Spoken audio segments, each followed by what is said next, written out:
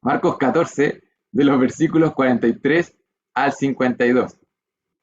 Y bueno, yendo a Marcos 14, pueden ahí ver en el versículo 43 que dice arresto de Jesús. Esta es la situación que vamos a estar estudiando el día de hoy. Y en este arresto de Jesús vamos a estar viendo que van a suceder hartas cosas en el estilo de Marcos, en el estilo donde narra cosas bastante drásticas y de manera, en pocos versículos como que pasan muchas cosas. Y en estos versículos se ve un contraste súper grande entre el carácter de Jesús, entre la obediencia y la serenidad que él presenta, y la pecaminosidad y la debilidad de los hombres. Esto es un punto de crisis, de cierta manera, en lo que está sucediendo en la vida de Jesús y de los discípulos. Y a pesar de que Jesús ya les había anunciado más o menos lo que va a suceder ahora, al momento de enfrentar las cosas, la actitud de los discípulos va a ser muy, muy diferente. Su carácter se va a ver puesto a prueba. Y la santidad, el amor, la obediencia de Jesús va a brillar de una manera única. Así que vamos a estar viendo el arresto de Jesús. El título del sermón del día de hoy es ese, el arresto de Jesús. Y, y como les dije, en este texto van a ocurrir muchas cosas y es por eso que lo dividí en 4 puntos, en donde vamos a ver de cierta manera cómo sale a la luz el carácter de ciertas personas. Primeramente vamos a ver la traición de Judas, después vamos a ver la violencia de Pedro, vamos a ver la obediencia de Jesús y finalmente la cobardía de los discípulos en esta misma situación que ocurre acá. Así que ahí voy a ir anunciando mientras vayamos avanzando, pero antes de eso voy a leer estos versículos de Marcos 14, del 43 al 52, del 52, sí. La palabra de Dios dice así: luego, hablando él aún, vino Judas, que era uno de los 12, y con él mucha gente, con espadas y palos de parte de los principales sacerdotes, y de los escribas y de los ancianos. Y el que le entregaba les había dado señal diciendo: al que yo besare, ese es prendedle, y llevadle con seguridad. Y cuando vino, se acercó luego a él y le dijo: maestro, maestro, y le besó. Entonces ellos le echaron mano y le prendieron. Pero uno de los que estaban allí, sacando la espada, hirió al siervo del sumo sacerdote, cortándole la oreja. Y respondiendo Jesús les dijo: ¿Cómo contra un ladrón habéis salido con espadas y con palos para prenderme? Cada día estaba con vosotros enseñando en el templo y no me prendisteis. Pero es así, para que se cumplan las escrituras. Entonces todos los discípulos, dejándole, huyeron. Pero cierto joven le seguía, cubierto el cuerpo con una sábana, y le prendieron. Mas él, dejando la sábana, huyó desnudo. No sé si se dieron cuenta que ocurrieron varias cosas en este acontecimiento, y yo creo que si hubiésemos estado ahí debe haber sido algo bastante caótico, y todo parte aquí el texto en la primera parte con Judas, ¿verdad? Y su traición, en el versículo 43.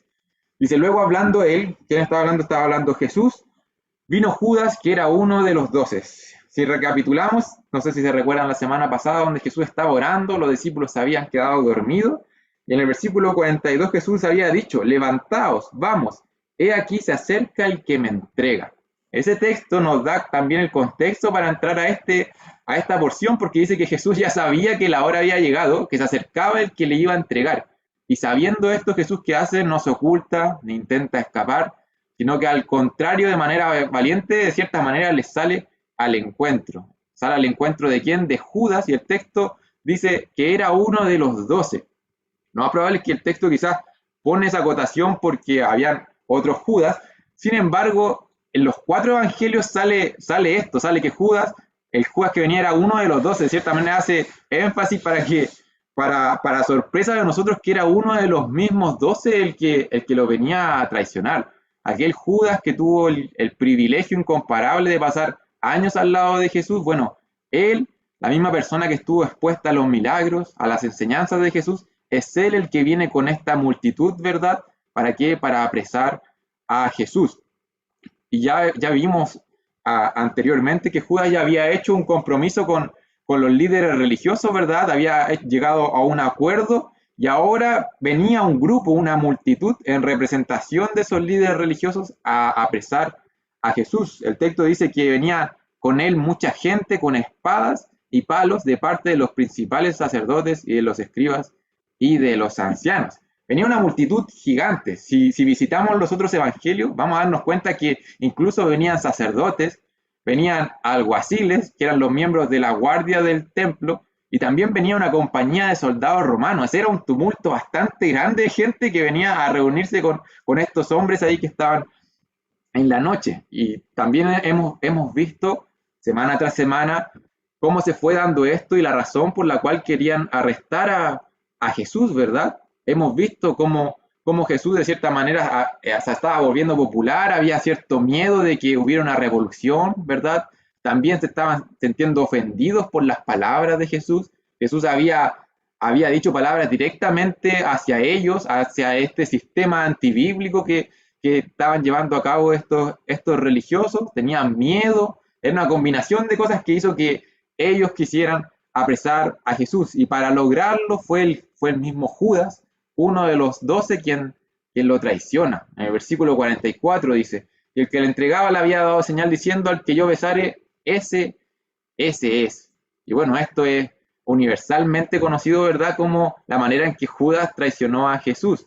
Tenemos que recordar que Jesús en apariencia, en su encarnación de hombre, no tenía algo especial en el sentido de que uno lo viera y pudiera reconocer de inmediato que era Jesús, porque su apariencia era la de un hombre. Él se vestía como cualquier otro judío del primer siglo. Aquí estamos en la medianoche más o menos, así que Judas se había puesto de acuerdo para identificar a Jesús, para que los líderes religiosos, las personas que estaban ahí, identificaran a Jesús. Y como no había nada en su aspecto que uno lo viera y dijera, bueno, él es divino, no había nada que lo pudiera identificar de esa manera, Judas había acordado que iba a dar una señal, y esa señal fue un beso, nos pone el texto. En medio de la noche fue Judas quien elige la forma de identificarlo, un beso. Y en la cultura antigua el beso era una señal de respeto, de afecto, de homenaje, de cercanía. Y eso fue la señal que Judas le dio a las personas para traicionar a Jesús, un símbolo de hermandad, un símbolo de amor, que de parte de Judas en verdad fue un símbolo de hipocresía. Fue un fingido amor de parte de Judas, y además el texto nos dice que le besó y le dice en el versículo 45, maestro, maestro. Judas, además de eso, de cierta manera intenta hacer pasar como que no estaba pasando nada malo, y le dice rabí, una mentira más de parte de Judas, de parte de este corazón endurecido de este apóstol que lo lleva a traicionar a Jesús. Y el texto 46 dice que entonces le echaron mano y le prendieron, le echan mano y le prendieron.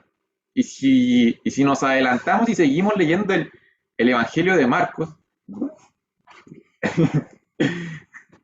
si nos adelantamos y seguimos leyendo el Evangelio de Marcos, nos vamos a dar cuenta que esta es la última vez que se menciona explícitamente a Judas. Es impresionante cómo de cierta manera termina la historia de Judas aquí, al menos en el Evangelio de Marcos.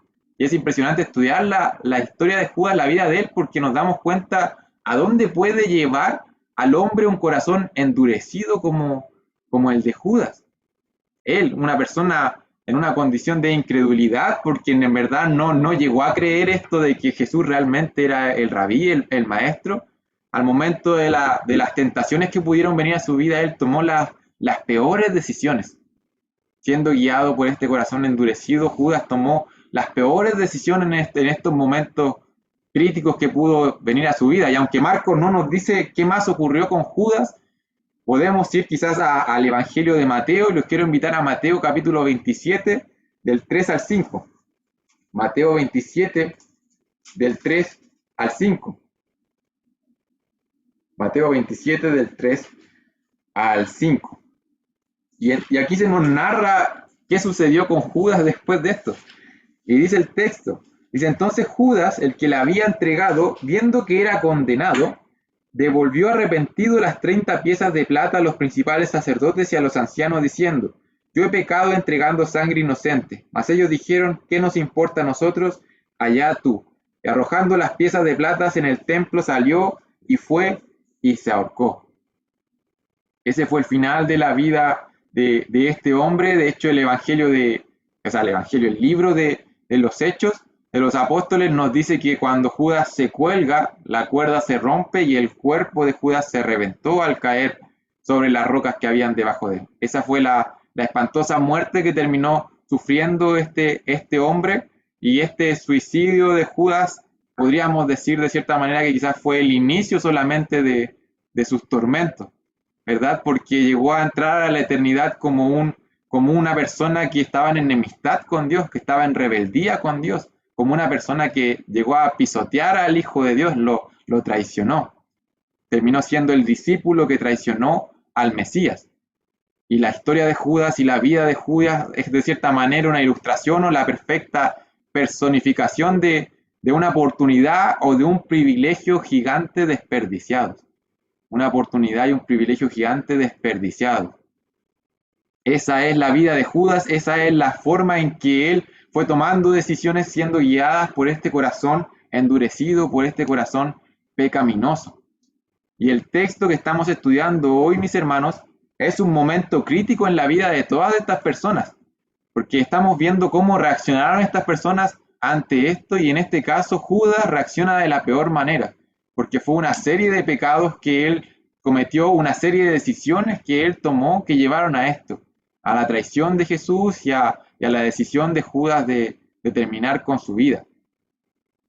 Una serie de decisiones que tomó Judas que lo llevó a servir por completo a los deseos de la carne como un incrédulo. Esa fue la traición de Judas. Ahora, nosotros en este punto del texto podríamos decir, bueno, ese hombre quizás estaba muy lejos de Dios, esperamos que los apóstoles puedan reaccionar de una mejor manera, puedan seguir la voluntad de Dios, puedan glorificar a Dios con la manera en que reaccionan ante esto. Vamos a seguir con el texto. En el versículo 47 dice, pero uno de los que estaban allí, sacando la espada, hirió al siervo del sumo sacerdote, cortándole la oreja.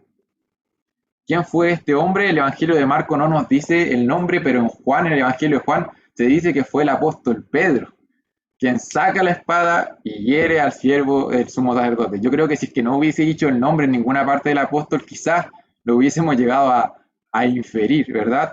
Pedro intenta defender a Jesús. Esa fue de cierta manera la intención de Pedro, ¿verdad? Y se dice que lo más probable es que la espada que se hubiese podido llevar Pedro, o que hubiese podido llevar un hombre en la época, era una espada corta, una espada romana, que normalmente se escondía debajo de la ropa y que se utilizaba más que nada para apuñalar a las personas, no para cortarle algún miembro del cuerpo. Entonces, los estudiosos dicen que aquí la intención de Pedro no era herir a la persona, cortarle una oreja, sino que era matarlo. Eso es una inferencia que se hace normalmente, que se cree que Pedro intentó matar al soldado con un golpe en la cabeza y que no sabemos si es que erró o si es que la persona intentó defenderse, y Pedro lo que hace y lo que dice el texto es que le corta la oreja. Le corta la oreja al siervo del sumo sacerdote. No sé si se recuerdan que había un familiar que después reconoce a Pedro, se recuerdan en la negación de Pedro. Bueno, este era el episodio que se estaba comentando ahí, le corta la oreja. Y nosotros podríamos preguntarnos, bueno, ¿esto estuvo bien o estuvo mal? ¿Estuvo bien que Pedro defendiera a Jesús de esa manera? Los invito a ir a Mateo 26. Mateo 26. Mateo 26, versículo 52. Es que aquí vamos a encontrar a Jesús en esta misma situación reprendiendo a Pedro. Marco no nos pone específicamente qué es lo que Jesús le dice directamente a Pedro, pero en Mateo 26, versículo 52 se nos dice. Mateo 26, versículo 52 dice, entonces Jesús, luego que le corta la oreja, le dice, entonces Jesús le dijo, vuelve tu espada a su lugar, porque todos los que tomen espada a espada perecerán. ¿Acaso piensas que no puedo ahora orar a mi Padre y que Él no me daría más de 12 legiones de ángeles? Pero ¿cómo entonces se cumplirían las Escrituras de que es necesario que así se haga? De esta fue la manera en que Jesús responde a lo que hizo Pedro, y esto nos da a entender que Jesús lo que hizo fue reprenderlo. Lo que hizo Pedro no estuvo correcto y Jesús de cierta manera le da 3 razones, y ahí en el texto los podemos encontrar en Mateo. Primero le dice, vuelve tu espada a su lugar, porque todos los que tomen a espada perecerán. Lo que está diciendo Jesús acá es que lo que iba a hacer Pedro era un delito. Iba a tener consecuencias, ¿verdad? Iba en contra de la ley de Dios que Pedro hiriera a esa persona o intentara matarla. Eso no estaba bien delante de Dios. Esa es la primera razón que le da Jesús. Versículo 53 de Mateo le dice, ¿acaso piensas que no puedo ahora orar a mi Padre y que él no me daría más de 12 legiones de ángeles? De cierta manera Jesús le está diciendo, bueno, Dios tiene el carácter de Dios, Dios tiene el poder para poder enviar a 12 legiones de ángeles para liberar a Jesús. Yo podría orar perfectamente a él y él lo haría. Lo que estaba haciendo Pedro iba en contra del carácter, del poder de Dios. Y finalmente le dice, pero ¿cómo entonces se cumplirían las escrituras de que es necesario que así se haga?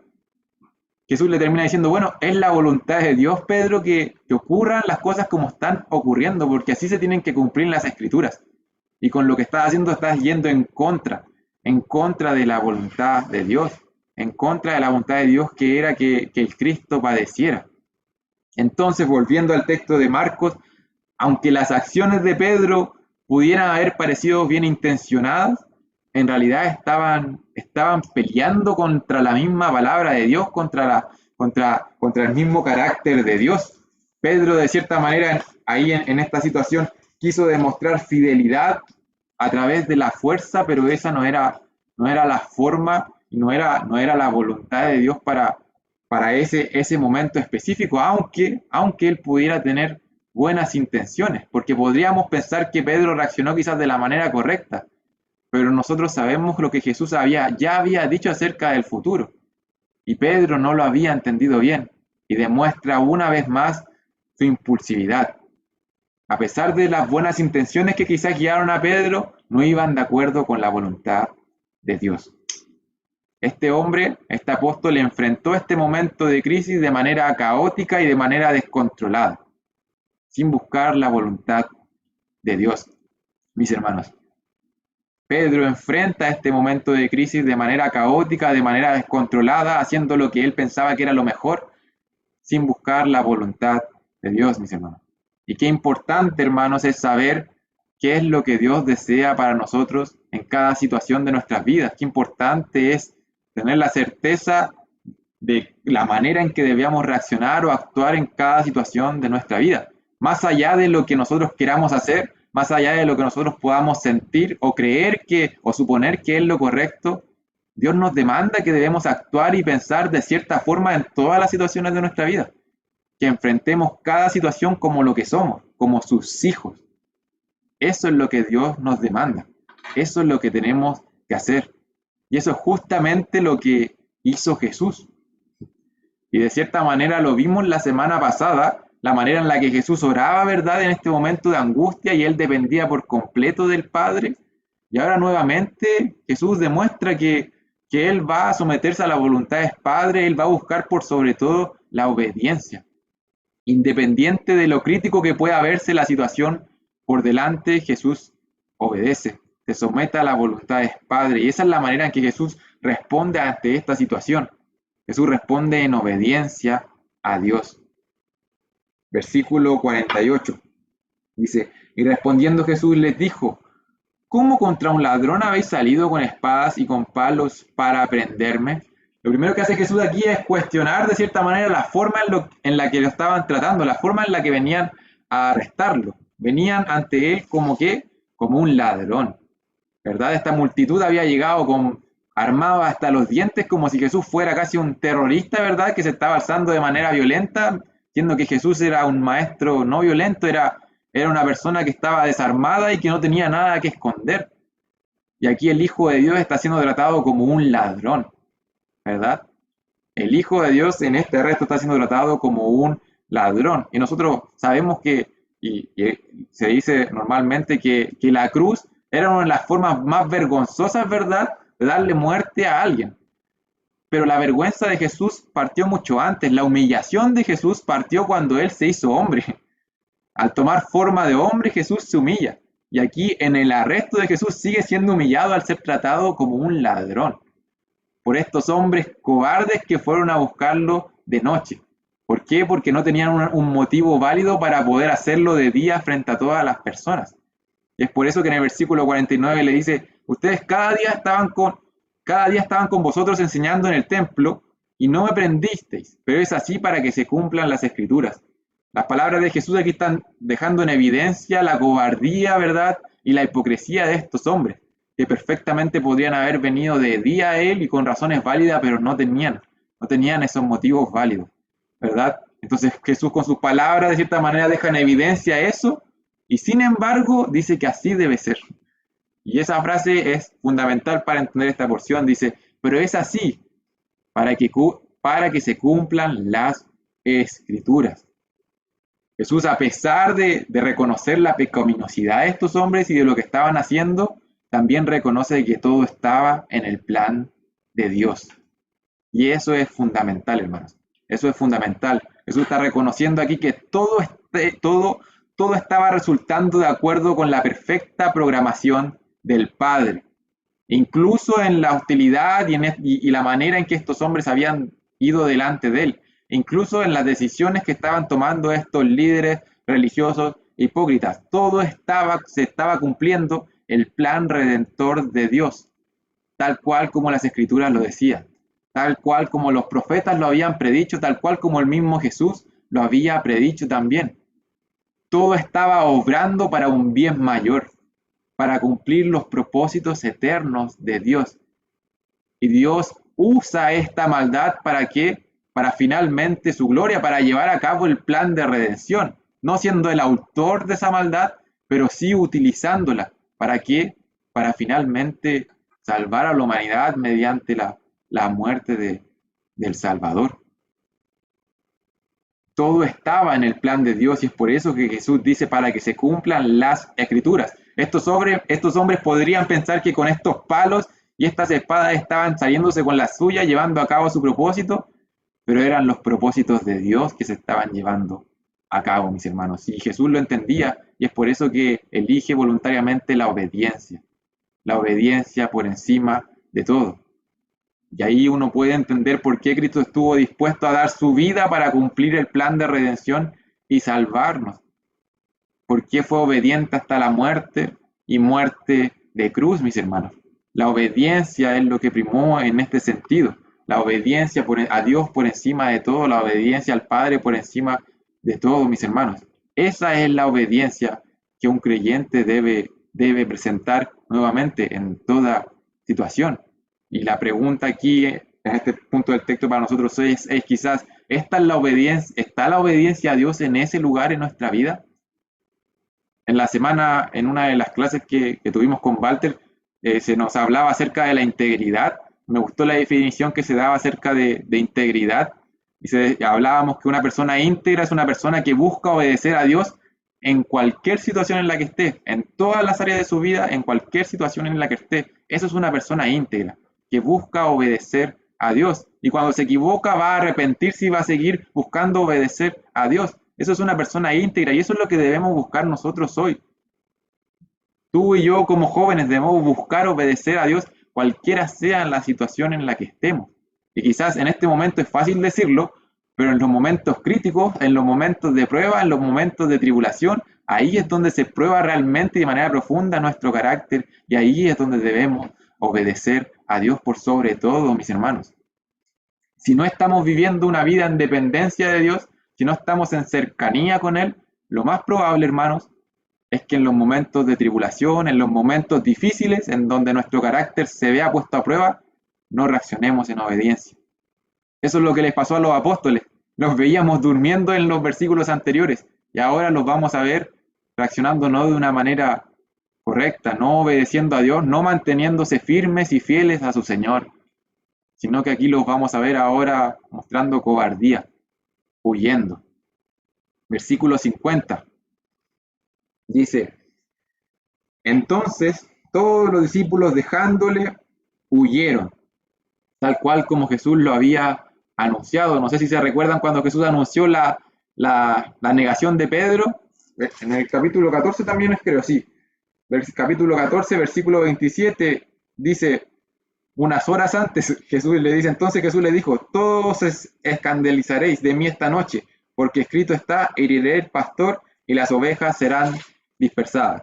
Versículo 50, entonces todos los discípulos dejándole huyeron, tal como Jesús lo había anunciado. Y aquí quiero hacer una aclaración, una mención importante que considero, y es que todos estos versículos apuntan no principalmente ni a Judas, ni a Pedro, ni a los discípulos, sino que toda esta porción apunta principalmente a este Cordero de Dios que quita el pecado del mundo. Apuntan principalmente al abandono que sufrió, a fin de que, ¿qué? De que tú y yo hoy no seamos nunca abandonados por Dios. Todo este texto apunta hacia eso y vamos allá, esto va creciendo cada vez más y ese abandono cada vez va a ser mayor hasta la cruz. Jesús presentándose voluntariamente a esa situación de deserción y de abandono. Y es hacia allá donde apunta este texto, al carácter de nuestro Salvador. Sin embargo, no podemos ignorar que ese abandono lo llevaron a cabo corazones humanos, ¿verdad? Fue la cobardía de estos discípulos en esta situación o en esta última parte del texto que lo llevó a huir, a dejar a su Señor. Y el texto refuerza esta idea de abandono y esta idea de cobardía con una situación súper peculiar. No sé si alguno de ustedes la haya leído antes o en el Evangelio, solamente está en el Evangelio de Marcos y en el versículo 51 y 52. De cierta manera, el Espíritu Santo, para reforzar esta idea de abandono y la cobardía que se presentó en los hombres en ese momento, nos plantea dos versículos donde dice: pero cierto joven que le seguía, cubierto el cuerpo con una sábana, le prendieron, mas él, dejando la sábana, huyó desnudo.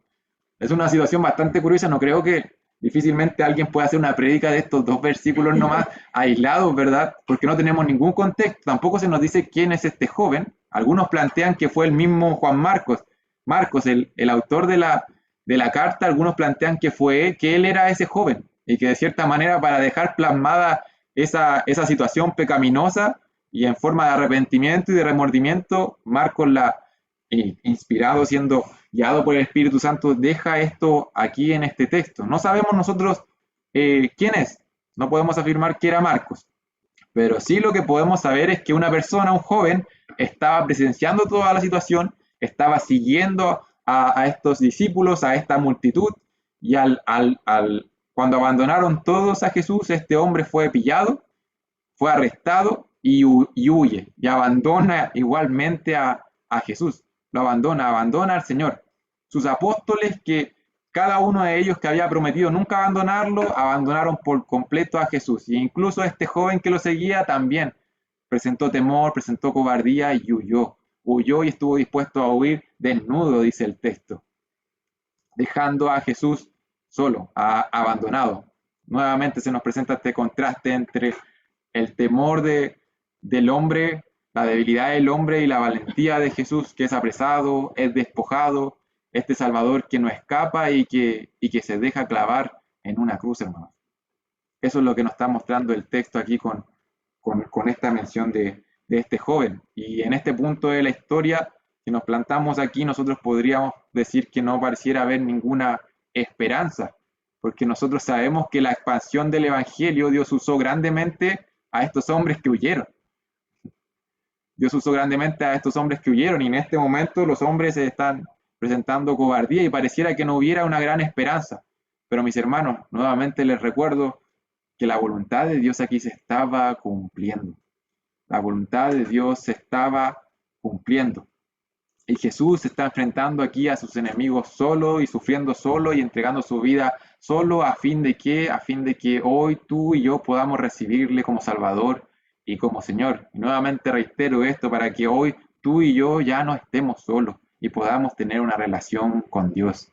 Ese es el propósito de la salvación. Eso se estaba llevando a cabo acá con esta situación, mis hermanos. Y volviendo nuevamente a la situación o a lo que sucedió con los discípulos, mis hermanos, aquí en este momento de la vida de los discípulos, en la vida de estos seguidores de Jesús, no sé si se recuerdan que esta serie del libro de Marcos nosotros le pusimos siguiendo el camino del siervo. Aquí el siervo decide obedecer a Dios, el siervo decide enfrentar el abandono. Y aquí en este momento, en la vida de los discípulos, seguir a Jesús significaba probablemente ser arrestado y ser ejecutado quizás. Esa noche en ese huerto para los discípulos, seguir a Jesús significaba ser arrestado con él. Esa noche seguir a Cristo significaba ser arrestado, ser detenido y quizás ejecutado. Y en vez de poner en peligro su propia vida, estos hombres deciden huir. Estos hombres deciden huir, mis hermanos. Hermano, ¿qué pasaría si hoy seguir a Cristo significara ser arrestado para ti? en una situación crítica, la decisión de seguir a Cristo significara algo así.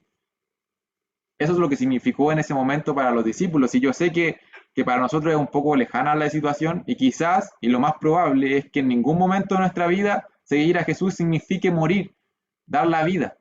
Lo más probable es que no sea así. Dios lo sabe, ¿verdad? Y puede ocupar en su plan soberano que alguno pueda pasar por eso, mis hermanos. Pero sí, seguir a Jesús muchas veces puede significar otras cosas y significa otras cosas.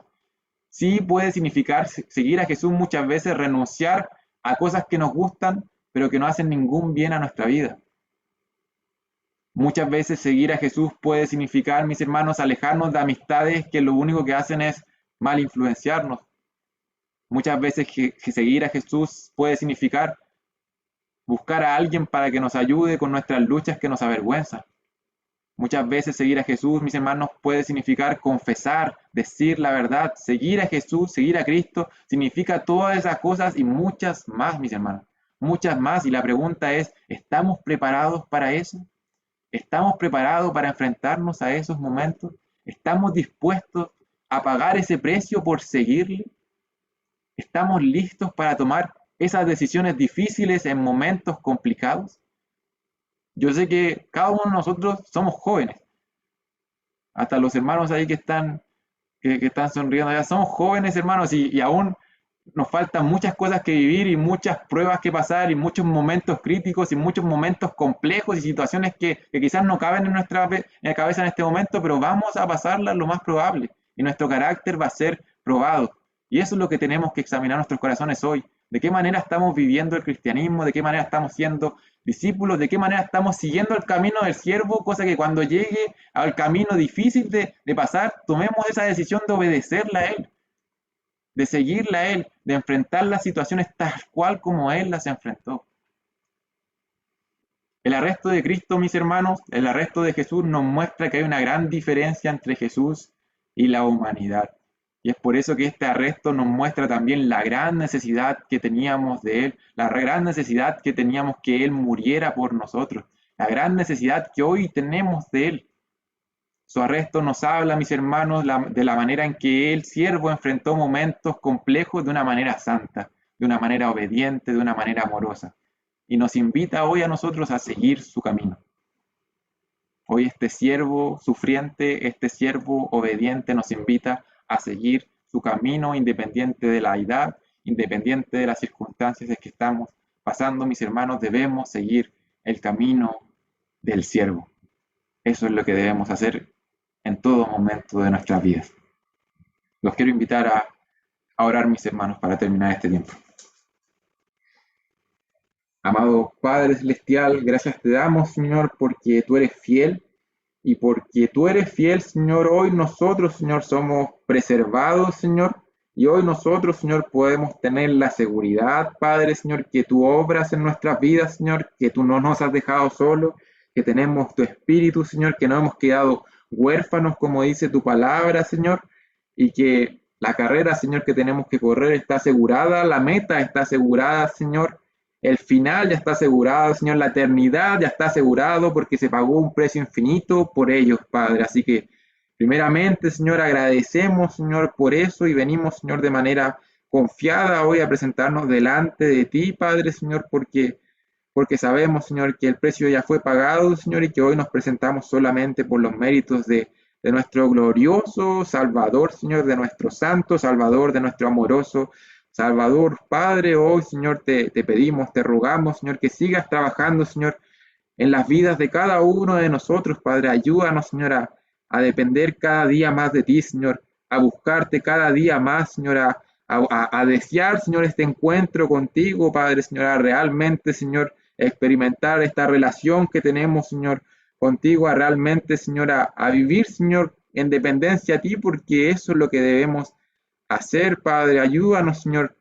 Ruego, Señor, desde ya, Señor, por las vidas de cada uno de nosotros y por las situaciones que tú ya tienes preparadas de antemano para nosotros. Tu palabra dice, Señor, que cuando se nos presenta la tentación, Señor, tú ya tienes preparada una salida, Padre. Así que te pido, Señor, que sigas con nosotros, Señor, para obedecerte, Señor, en toda situación.